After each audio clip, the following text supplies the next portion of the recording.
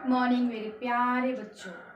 Last के video में हमने सीखा रिफ्लेक्स एक्शंस के बारे में कि रिफ्लेक्स एक्शंस होते क्या हैं, कैसे जनरेट होते हैं, ठीक है। लेकिन रिफ्लेक्स एक्शंस के पीछे की मैकेनिज्म क्या है ये हम समझेंगे आज के वीडियो में। तो चलो फटाफट आ जाओ मेरे साथ और रिफ्लेक्स एक्शन के पीछे की पूरी मैकेनिज्म को समझने की कोशिश करते हैं। मैंने यहाँ पे एक डायग्राम बनाया है बोर्ड पे, आप देखिए, ठीक है। ये है एक हैंड स्ट्रक्चर, ठीक है, हाथ है। इसमें मैंने यहाँ पे आपको दिखाई है बाइसेप्स मसल। नीचे मैंने यहाँ पे फायर एक स्टिमुलस प्रेजेंट किया है, ठीक है। और ये रहा हमारा स्पाइनल कॉर्ड। तो ये जो पूरा डायग्राम है इसकी हेल्प से हम समझेंगे कि रिफ्लेक्स एक्शन के पीछे की मैकेनिज्म क्या है, कैसे रिफ्लेक्स एक्शन प्रोड्यूस होते हैं बॉडी में। सो सबसे पहली चीज जो रिफ्लेक्स एक्शन के लिए मस्ट है that is presence of a stimulus. जब तक कोई स्टिमुलस प्रेजेंट होगा नहीं तब तक रिफ्लेक्स एक्शंस होते नहीं हैं। चलो एक बार रिफ्लेक्स एक्शन को रिवाइज कर लेते हैं। तो रिफ्लेक्स एक्शंस होते क्या हैं? रिफ्लेक्स एक्शंस वो एक्शंस हैं जिसमें ब्रेन की डायरेक्ट इन्वॉल्वमेंट नहीं होती है। ये रिफ्लेक्स एक्शंस स्पाइनल कॉर्ड के लेवल पे कंप्लीट होते हैं, ठीक है। ये हमने सीखा है लास्ट वीडियो में। चलो अभी मैं आपको 4 सिचुएशंस देती हूँ। पहले सिचुएशन देती हूँ मैं आपको, सपोज एक बर्निंग कैंडल है and you are going to touch the flame of that candle. So what will you do when you will touch the flame? Immediately you will, ठीक है, आप अपने हाथ को वहां से हटा लोगे, ओके। सेकेंड कंडीशन क्या हो सकती है? Suppose you are coming into your house from sun exposure. आप एकदम से बाहर कहीं लाइट में थे और अचानक से आप एकदम से डार्क रूम में एंटर करते हो। तो उस टाइम पे क्या होता है, जो हमारी प्यूपिल होती है उसकी साइज डायलेट होती है, मीन्स इंक्रीज होती है। क्यों इंक्रीज होती है? क्योंकि हम लाइट से डार्क रूम में एंटर हो रहे हैं, तो ज़्यादा अमाउंट में लाइट आईज में एंटर कर सके और हमें चीज़ें क्लियर दिखाई दे, इसके लिए प्यूपिल की साइज इंक्रीज होती है जब हम डार्क एरिया में एंटर करते हैं। सिमिलरली इसका उल्टा होता है, जब आप डार्क एरिया से किसी लाइट एक्सपोजर वाली एरिया में जाते हो तो प्यूपिल की साइज क्या होती है? डिक्रीज होती है। क्यों? क्योंकि वहाँ लाइट बहुत ज़्यादा है, तो एडजस्ट करने के लिए प्यूपिल अपनी साइज को कम करता है ताकि लाइट उतनी ही एंटर करे आई के अंदर जितनी में की चीज़ें क्लियरली दिखाई दे। तो ये भी एक तरीके का रिफ्लेक्स एक्शन है, ठीक है। नेक्स्ट कंडीशन हम ले सकते हैं, सपोज जर्क। आपको झटके से कहीं से कुछ जर्क लगता है, एकदम बिना जाने बिना कुछ सोचे आपका बॉडी पार्ट वहां से हट जाता है जर्क के अगेंस्ट में, ठीक है। उसके बाद एक कंडीशन और ले सकते हैं, स्नीजिंग, जैसे छींक। छींक हमें क्यों आती है? सपोज हमने कुछ ऐसा स्निफ कर लिया, कुछ ऐसा चेंज हुआ हमारे नोज के एनवायरनमेंट में जिसकी वजह से हमें छींक आ जाती है। तो ये जो एग्जाम्पल्स मैं आपको दे रही हूँ बच्चों, ये सारे एग्जाम्पल्स हैं रिफ्लेक्स एक्शंस के, ठीक है। तो अभी हम इन चारों एग्जाम्पल्स को ना ध्यान से स्टडी करते हैं और देखते हैं कि इनमें कॉमन क्या है। चारों ही कंडीशन में सबसे कॉमन चीज आपको क्या दिख रही है कि चारों ही कंडीशंस में जो रिफ्लेक्स एक्शन हो रहा है वो किसी न किसी स्टिमुलस की प्रेजेंस में हो रहा है, ठीक है। फर्स्ट कंडीशन में stimulus was heat, temperature change, it was the stimulus. Second condition क्या थी? Dilation and contraction of प्यूपिल। तो इसमें आपका स्टिमुलस क्या था? Stimulus was quantity of light. Light की क्वांटिटी कम ज़्यादा हो रही थी, उसकी वजह से प्यूपिल जो हमारा डायलेट और कॉन्ट्रैक्ट हो रहा था। तो यहाँ पे भी स्टिमुलस प्रेजेंट था लाइट का, ठीक है। थर्ड कंडीशन वहाँ पे क्या था? जब हमें जर्क लगता है, जर्क की कंडीशन में जो स्टिमुलस है वो है चेंज इन प्रेशर। आपकी जिस बॉडी पार्ट पे जर्क लगा उसके आसपास के एनवायरनमेंट में प्रेशर चेंज हुआ, ठीक है, अमाउंट ऑफ प्रेशर चेंज हुआ जिसकी वजह से वहां पे रिफ्लेक्स एक्शन शो हुआ, ठीक है। Same with the sneezing. Sneezing में क्या होता है? When there is change in the environment of the nose, suppose you sniff something, तो आपको उसके अगेंस्ट में स्नीज यानी छींक आ जाती है, ठीक है। तो एक चीज हमें कॉमन मिली चारों ही सिचुएशन में, that is presence of stimulus.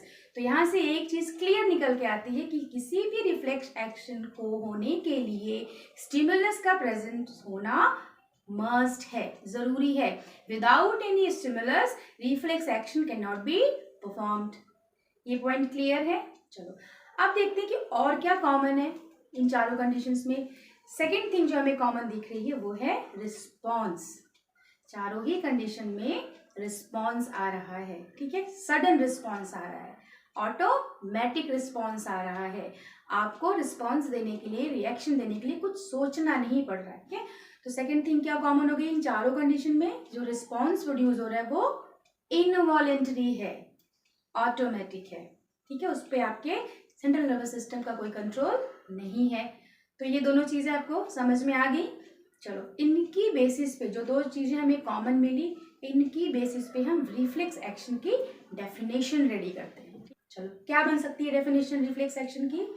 Reflex actions are the automatic और involuntary responses against an stimuli.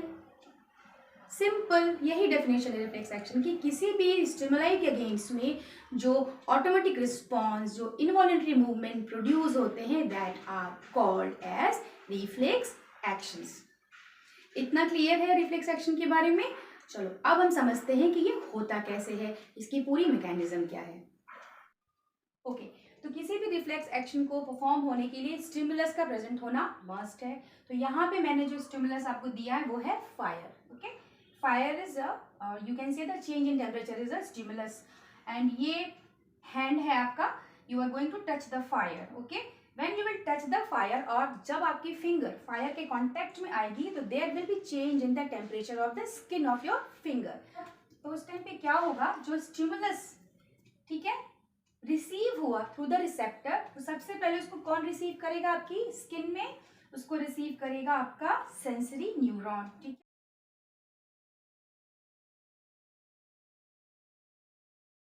यानी ये जो सेंसरी न्यूरॉन है, ये चेंज इन टेम्परेचर में, जो टेम्परेचर में चेंज हुआ स्किन के इलेक्ट्रिकल सिग्नल को लेके जाएगा स्पाइनल कॉर्ड तक। कौन लेके जा रहा है स्पाइनल कॉर्ड तक? Sensory neuron.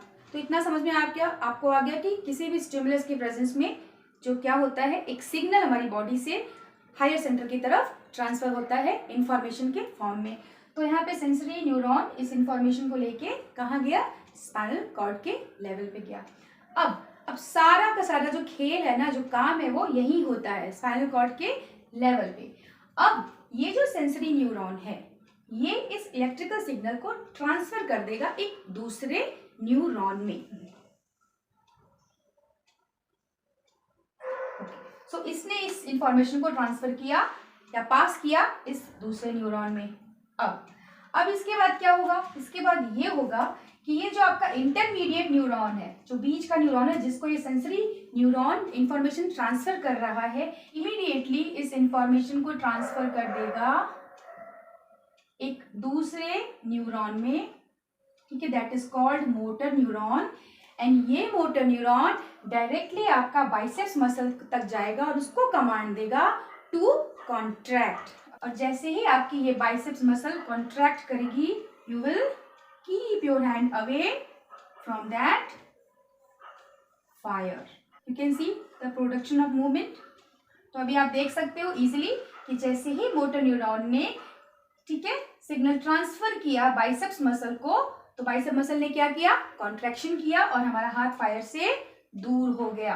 ठीक है, तो यानी हमने अपनी फिंगर को जलने से बचा लिया। एक चीज आप बिल्कुल ध्यान से समझो, जब भी कोई भी चेंज हमारे सराउंडिंग में होता है, ठीक है, तो उसकी जो इंफॉर्मेशन होती है ना, वो स्पाइनल कॉर्ड तक तो पहले पहुंचती है, उसके बाद वो सेंट्रल नर्वस सिस्टम तक भी जाती है। कुछ भी चेंज हमारे सराउंडिंग में हो रहा है, ईच एंड एवरीथिंग, हर चीज की इंफॉर्मेशन सिग्नल के फॉर्म में हायर सेंटर तक यानी ब्रेन तक जाती ही जाती है। ठीक है, यहाँ भी वही हो रहा था। जैसे ही सेंसरी न्यूरॉन ने इस इलेक्ट्रिकल सिग्नल को स्पाइनल कॉर्ड के लेवल तक लेके आया, तो वही सेम सिग्नल हमारा ऊपर भी जा रहा है। कहाँ जा रहा है? CNS, सेंट्रल नर्वस सिस्टम तक भी जा रहा है।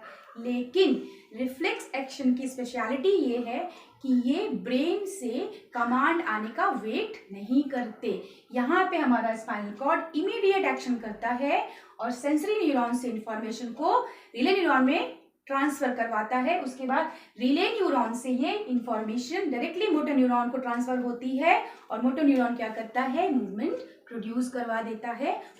ठीक है, तो ये है पूरा मैकेनिज्म रिफ्लेक्स एक्शन का। अच्छा, अब हम इसकी लेबलिंग कर लेते हैं। जो न्यूरॉन इंफॉर्मेशन को स्पाइनल कॉर्ड तक लेके जा रहा है, उसे हम बोलते हैं सेंसरी न्यूरॉन।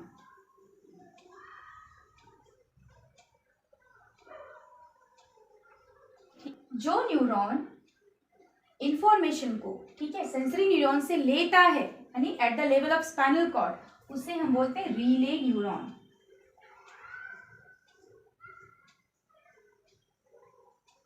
रिले, रिले की मीनिंग यहाँ पे क्या है? टू पास ऑन, पास कर देना।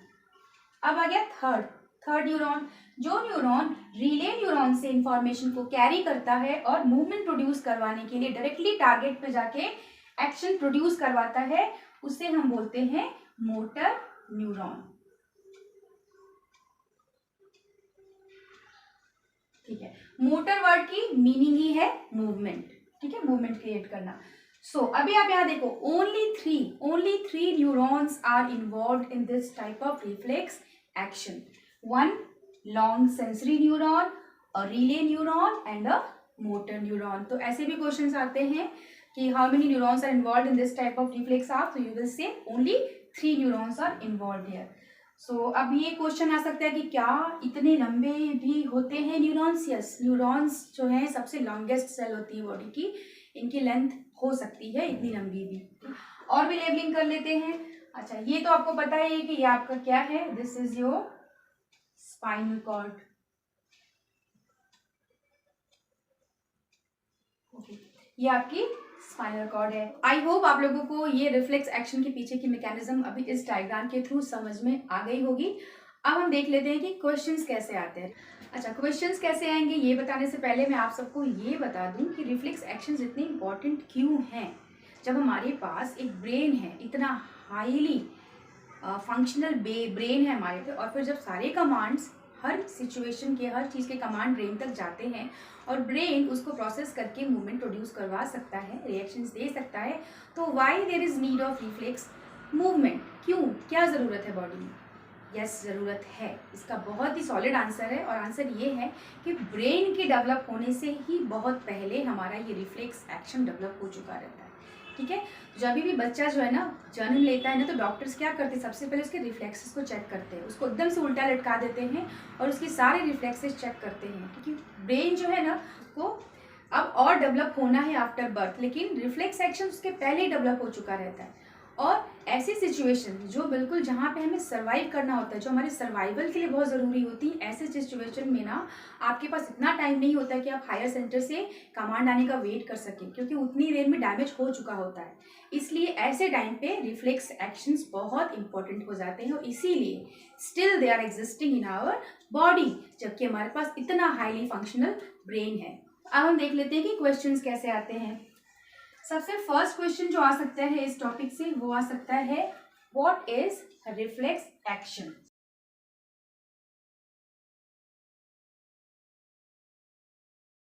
आप समझ लो, हर रिफ्लेक्स एक्शन में वन चीज कॉमन है, दैट इज स्टिमुलस, और दूसरा चीज क्या कॉमन है कि सारे जो रिस्पॉन्स प्रोड्यूस होते हैं वो ऑटोमेटिक होते हैं, इनवॉल्यूटरी होते हैं। तो इससे डेफिनेशन हम निकाल सकते हैं, ठीक है, ऑल द ऑटोमेटिक और involuntary responses that occur against any stimulus is called a reflex action। Clear है? ओके। सेकेंड क्वेश्चन इसमें से आ सकता है आपका, व्हाट इज सेंसरी न्यूरॉन।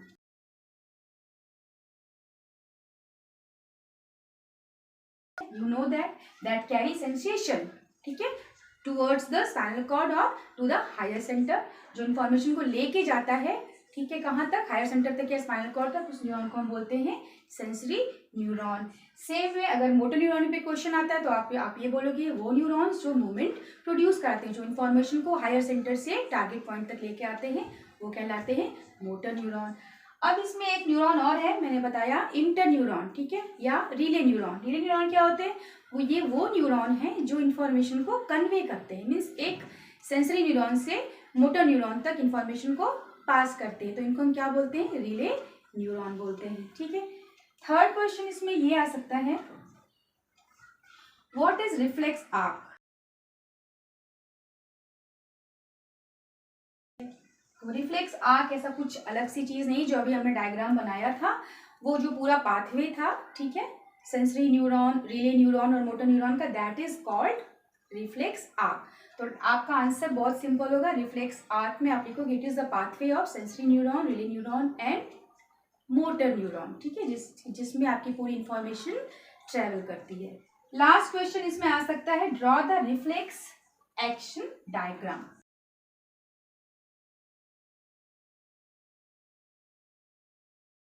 तो ये कुछ क्वेश्चंस हैं जो इस टॉपिक से रिलेटेड हैं, और टॉपिक अगर आपको कॉन्सेप्ट क्लियर है तो कितने भी क्वेश्चन पूछ लो किसी टॉपिक से, you will be able to give answer. तो आई होप आपको आज का ये पूरा जो मेरा टॉपिक था क्लियरली समझ में आया होगा। बट अगर फिर भी कहीं कोई कंफ्यूजन है इस टॉपिक को लेके तो you can comment me in comment section and I will try to give you solution और आंसर।